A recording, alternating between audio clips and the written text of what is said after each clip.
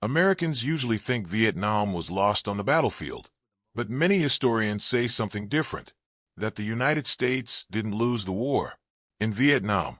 It lost it at home, in living rooms, on university campuses, in the streets of American cities, while soldiers were fighting in the jungle. A completely different battle was happening inside the United States itself, a battle for public opinion. And when that battle was lost, the war was lost too. Today, we're going to understand how Vietnam became the first war the United States lost at home. If you enjoy real stories about war and military strategy, make sure to like the video. It helps the channel keep bringing stories like this. Now let's go back to 1965. When everything seemed like it was just beginning to end the mid-1960s, the mood across the United States was not fear. It was confidence. In Washington, military planners believed the situation in Vietnam was difficult, but manageable.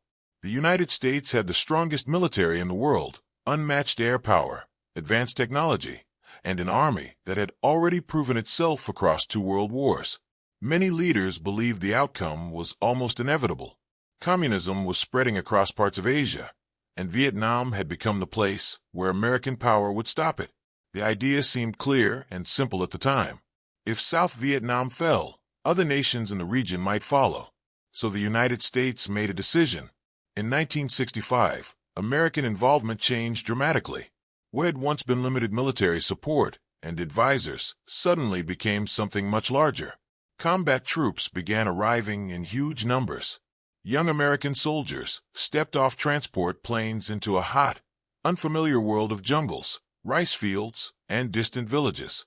For many of them, Vietnam was a place they had barely heard of before their deployment. But the message they carried with them was direct. America was there to win. At home, the government reassured the public that progress was being made. Officials spoke confidently about strategy, momentum, and measurable success. The war, they said, was being fought methodically. Military leaders relied heavily on numbers to prove that success. Enemy casualties became a central measure of victory. Each week, reports were delivered to Washington showing how many enemy fighters had been eliminated. The assumption was simple. If the enemy lost enough men, eventually they would no longer be able to continue the war. It became known as the body count strategy. In briefings and press conferences, those numbers created an image of steady progress. Charts, reports, and statistics suggested that the United States was slowly tightening its grip on the battlefield. To many Americans watching from home, the message was reassuring. The war looked controlled, strategic, even predictable. But Vietnam was not a conventional war. There were no clear front lines, no decisive battles that would end the conflict in a single moment. American troops often fought an enemy that appeared suddenly, disappeared into the jungle, and blended into the surrounding population. A village could seem peaceful during the day and become hostile by night. This kind of war created confusion even for experienced soldiers.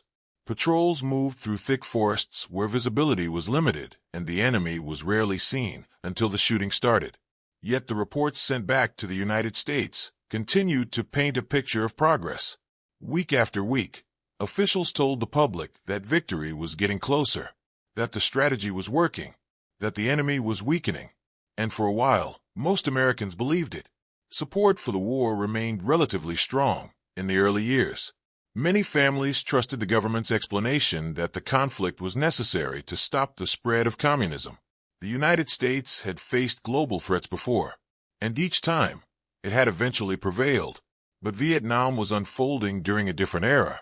For the first time in history, a war was being followed almost in real time by millions of people at home, not through written reports, not weeks after the events happened, but through television.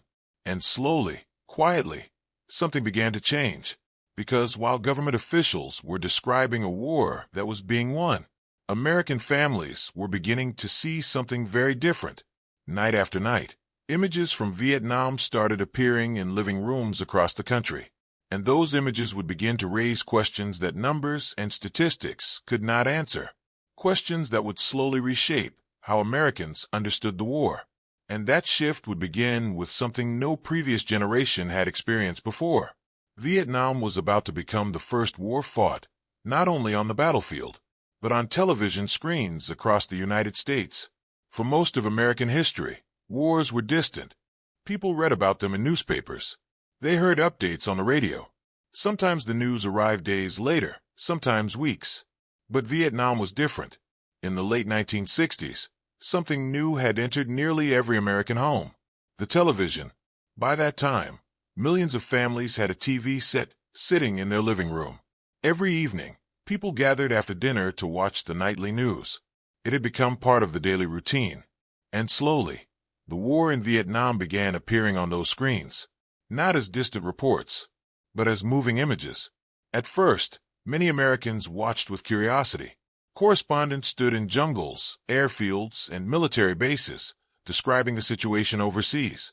Soldiers could be seen boarding helicopters, moving through tall grass, or setting up positions in villages most Americans had never heard of. For the first time, the battlefield felt visible, real, closer than it had ever felt before. Television cameras followed American troops on patrol. They filmed helicopters landing in dusty clearings. They captured the sound of distant gunfire echoing across the landscape. Viewers saw young soldiers moving cautiously through thick jungle, carrying heavy equipment, scanning the trees around them. For families at home, it was a strange experience. Many of the soldiers on the screen looked barely older than their own sons. The war no longer existed only in speeches or briefings from Washington. It now had faces, voices, expressions. And as the months passed, the images became harder to ignore. Television crews were not only filming strategy or troop movements. They were filming the consequences of the war. Wounded soldiers being carried to evacuation helicopters. Villages damaged by fighting. Exhausted troops sitting silently after long patrols. These moments appeared during the evening news, sometimes just minutes after viewers had finished dinner. There was no dramatic music, no narration designed to inspire confidence, just raw footage from a complicated war.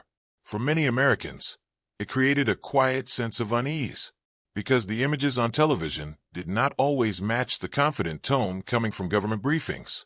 Officials continued to say the war was progressing well, that the enemy was weakening, that victory was getting closer.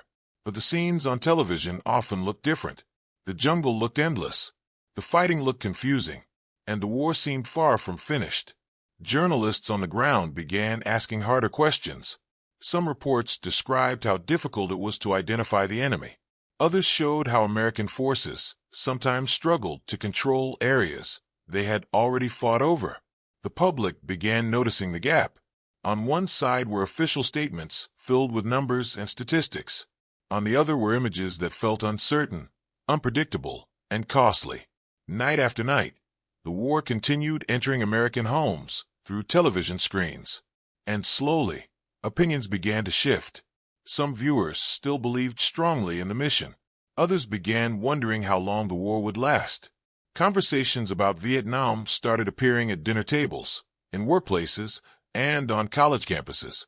The war was no longer distant. It was now part of everyday American life. But even then, most people still believed the United States would eventually succeed. After all, the country had faced difficult wars before and found a way to prevail. What many Americans did not realize was that a single event was approaching that would shake their confidence more than anything they had seen on television so far. An event that would arrive suddenly. An attack that would unfold across cities throughout South Vietnam. And when Americans watched those images appear on their television screens, many of them would begin asking a question that had rarely been asked before. If the war was being won, how could something like this be happening? That moment would come in 1968, and it would be remembered as the Tet Offensive. In early 1968, many Americans believed the war in Vietnam, while difficult, was slowly moving in the right direction.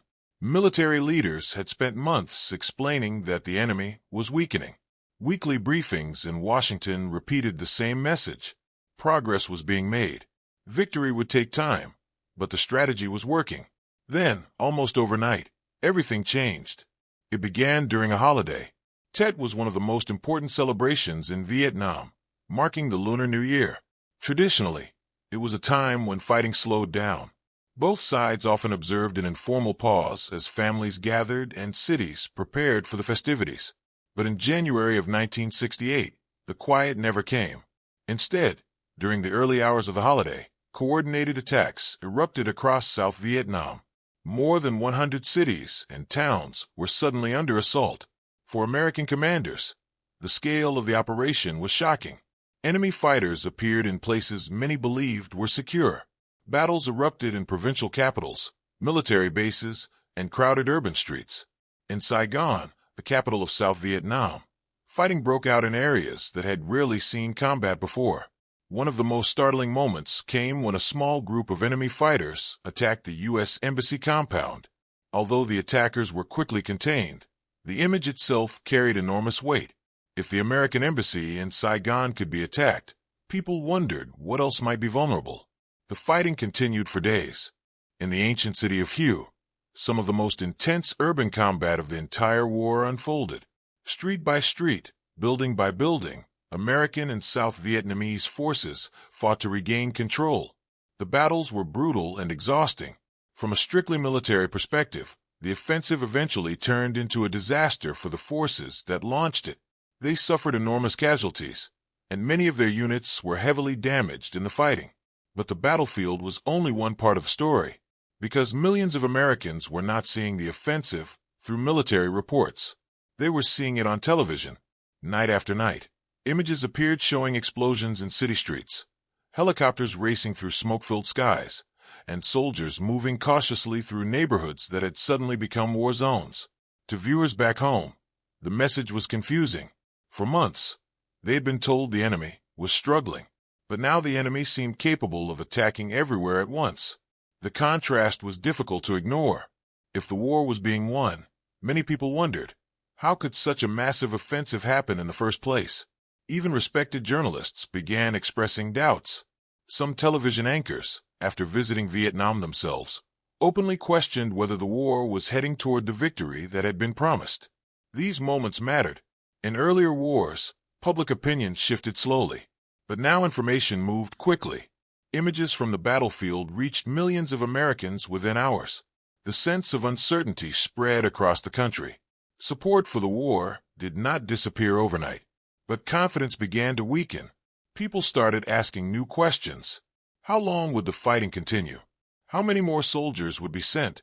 And most importantly, was the war truly moving toward a clear end? Inside Washington, leaders could feel the pressure growing. The battlefield in Vietnam had not suddenly collapsed, but the perception of the war inside the United States was beginning to change. And in modern warfare, perception can be just as powerful as reality. As the months passed after the Tet Offensive, something deeper began to unfold within American society. The war was no longer just a foreign conflict being discussed on the evening news. It was becoming a national argument. Students, veterans, politicians, and ordinary citizens were beginning to take sides. Debates turned into demonstrations. Demonstrations grew into massive protests. And gradually, the war that had started in the jungles of Southeast Asia began to divide the United States itself. The next chapter of the Vietnam story would not be fought primarily in rice fields or jungle valleys. It would unfold in American cities, on college campuses, and in the streets of Washington. By the end of the 1960s, the Vietnam War was no longer only being fought thousands of miles away. It had begun to reshape life inside the United States. At first, the tension appeared slowly. Small protests began forming on college campuses. Students gathered in classrooms, libraries, and public squares, debating the purpose of the war and the growing number of American troops being sent overseas.